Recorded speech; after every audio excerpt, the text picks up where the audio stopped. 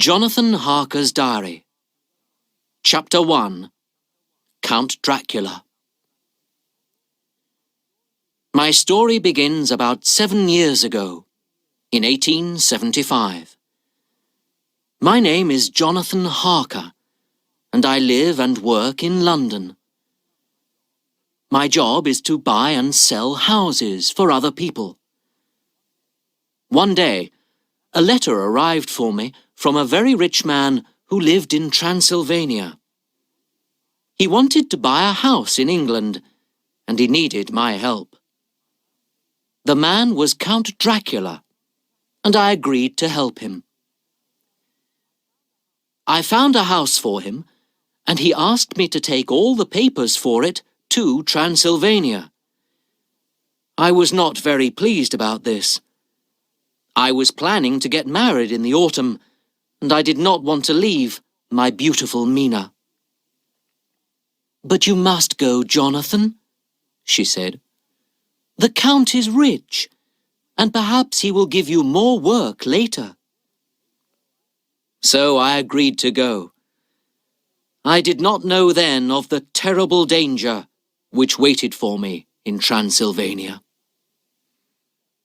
And so, on the 4th of May, I arrived at a little town called Bistritz.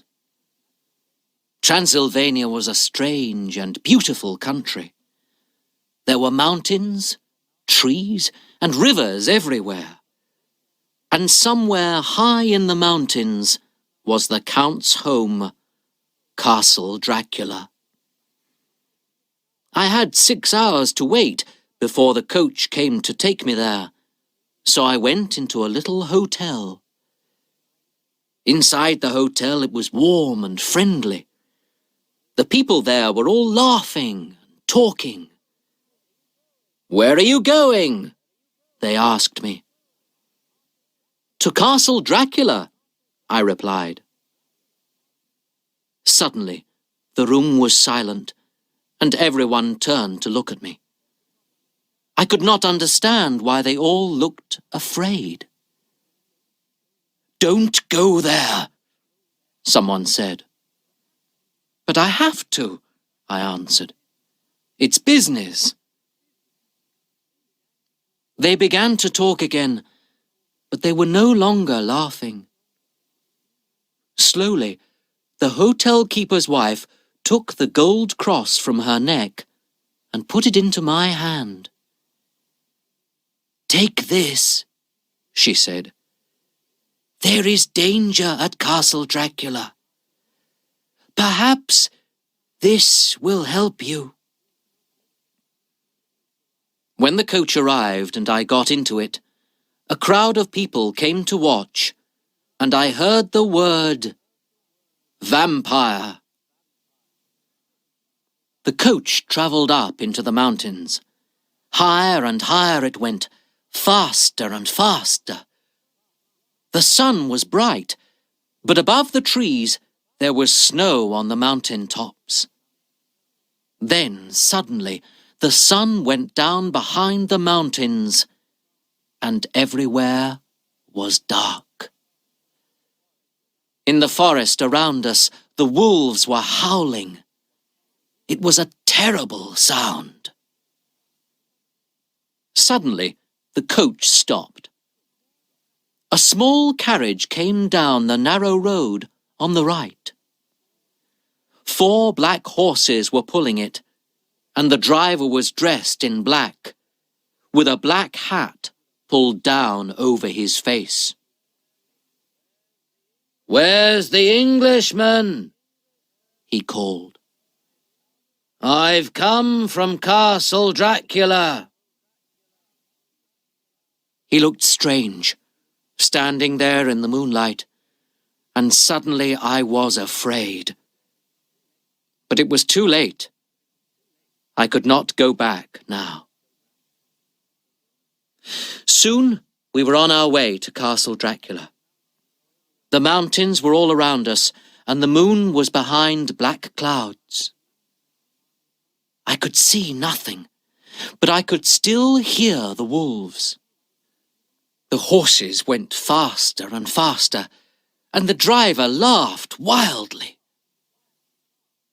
Suddenly, the carriage stopped. I opened the door and got out. At once the carriage drove away, and I was alone in front of the dark, silent castle. I stood there, looking up at it, and slowly the big wooden door opened. A tall man stood in front of me. His hair was white, and he was dressed in black from head to foot. "Come in, Mr. Harker," he said. "I am Count Dracula." He held out his hand, and I took it. It was as cold as ice. I went into the castle, and the Count carefully locked the door behind me. He put the key into his pocket and turned to go upstairs. I followed him, and we came to a room where a wood fire burned brightly. In front of it, there was a little table with food and drink on it. The Count asked me to sit down and eat, but he did not eat with me. Later, we sat and talked by the fire. His English was very good, and while we talked, I had time to look at him carefully. His face was very white. His ears were like the ears of a cat, and his teeth were strong like the teeth of an animal. There was hair on his hands, and his fingers were very long. When he touched me, I was afraid. It was nearly morning when I went to bed, and outside, the wolves were still howling. The next morning, I found my breakfast on the little table in front of the fire.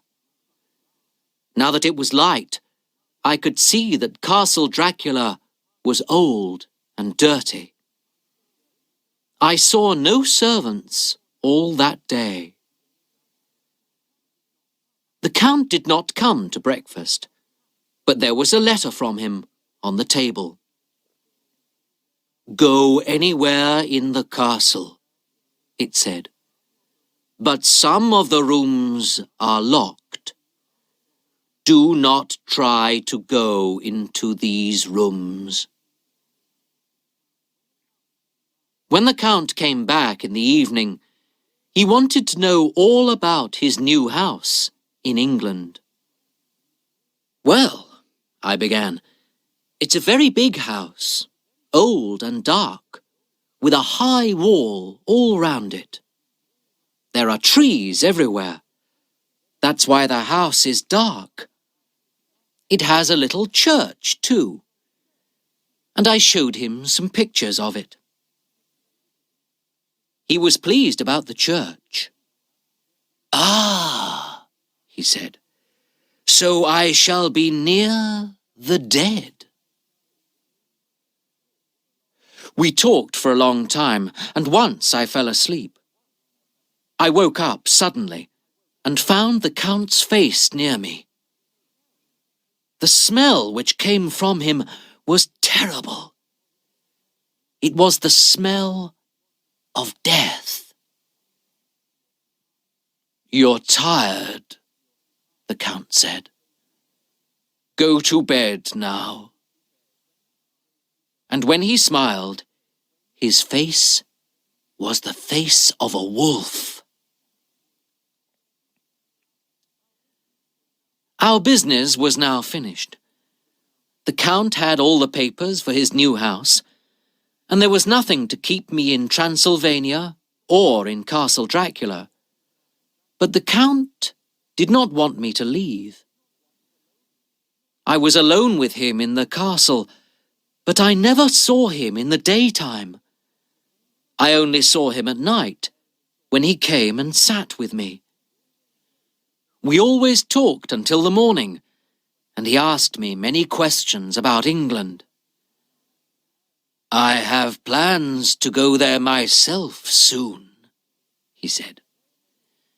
"Tell me about sending things to England by ship."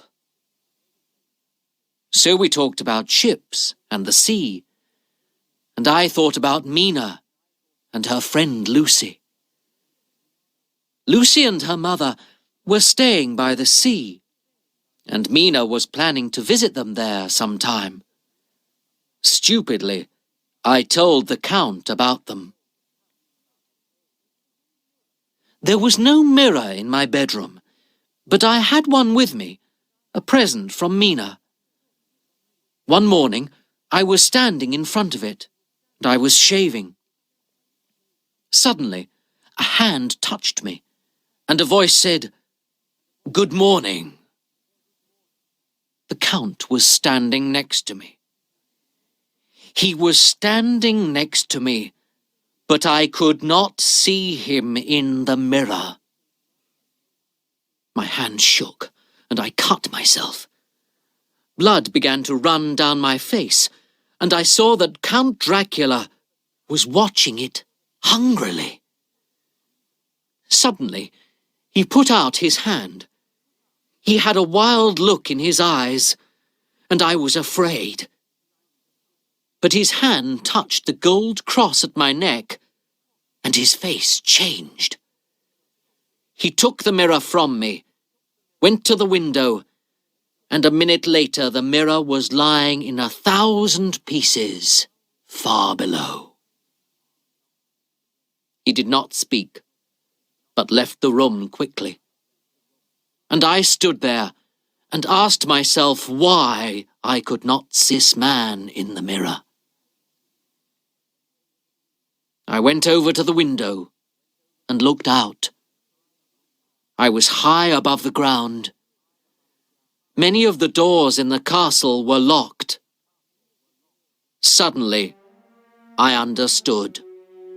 I was a prisoner.